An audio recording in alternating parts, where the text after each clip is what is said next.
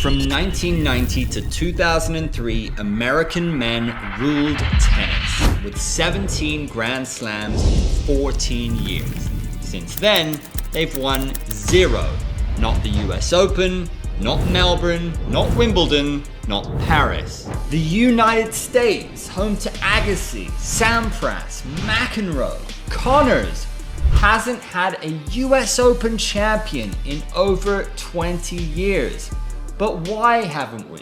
Why haven't we seen this? How did the most dominant tennis nation on planet Earth suddenly vanish from the winner's circle?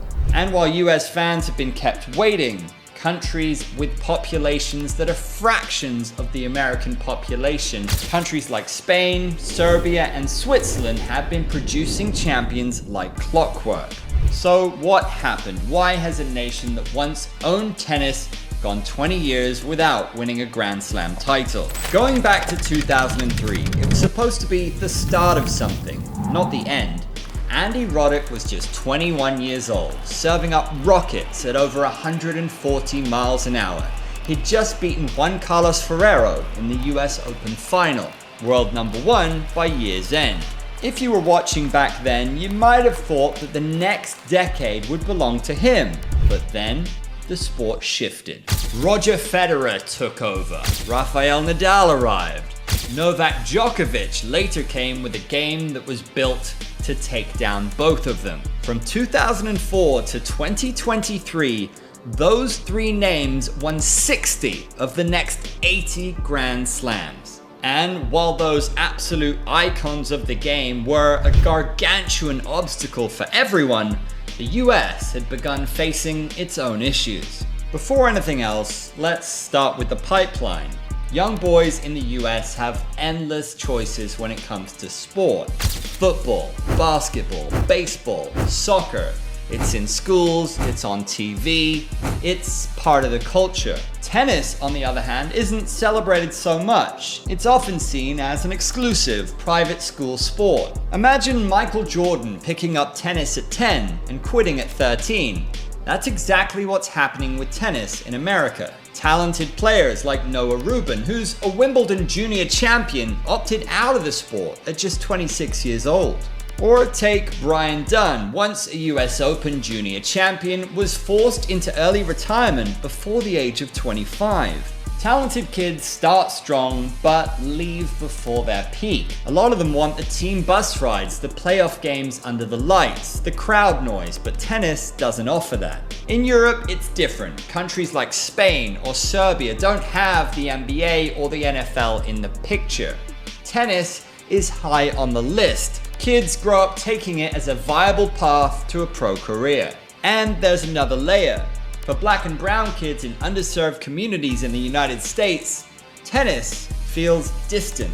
Arthur Ashe helped change that by co-founding the National Junior Tennis League in 1969, designed to bring tennis to kids who couldn't otherwise access it previously. Today, programs like NJTL and the National Junior Tennis Center continue that mission, but access still isn't equal. As USTA President Katrina Adams said, even though we have hundreds of programs across the country, if your parents aren't in a position to find that program, tennis won't be your first thought.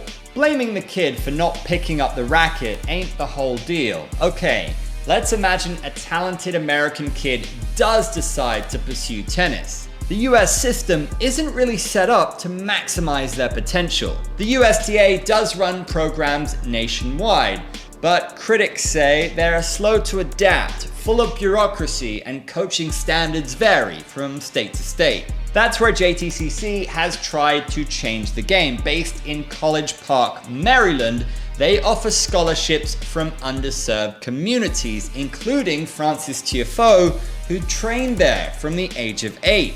The full cost of professional training and tournament travel through JTCC is nearly $300,000. That includes coaches, equipment, and tournament fees. But if you're not fully funded by scholarships and grants, that kind of money is just inconceivable for most families. So you see, even the programs that are trying to level the playing field still operate in a field that is wholly unattainable for most who are trying to pursue a career in tennis. Compare that to Europe, where Spain's clay academies are subsidized. France runs centralized training with clear paths from juniors to pros. Italy has invested heavily in youth tennis over the last decade, and now they have Sinner and Berrettini in the top ranks of the game. Another difference is that Europe pushes top juniors into the pro tour at a young age. In the US, most have to go through the NCAA system first. And that builds skill, but it delays entry into the professional game. So by the time they do turn pro, they end up facing rivals who have years more experience at the highest level. So while the US system lagged, the rest of the world leveled up. Serbia developed Djokovic. Argentina kept producing clay court fighters. Spain's dominance on clay translated into hard courts. These players arrive ready to compete anywhere with complete games, diverse styles, and global tournament experience. Even if Federer, Nadal, and Djokovic weren't around, the depth of field in action today makes winning the biggest prizes and breaking through harder than ever before. In American tennis, parents often do it all, booking flights, footing the bills, managing the schedule. In the best cases, they provide steady support, funding, balance, and encouragement. But of course, the line between support and pressure gets blurry. Some juniors are overscheduled, thrown into non-stop tournaments chasing rankings and trophies that carry little weight at pro level. Others are pushed so hard mentally and physically that by the time they're 20, they're already burned out. They're done. In contrast, in many European systems, the national federations take over and manage that schedule. They pace the schedule with the long game in mind, ensuring that talent peaks on the pro tour and not for the junior highlight reel. It's one of the great divides in global tennis.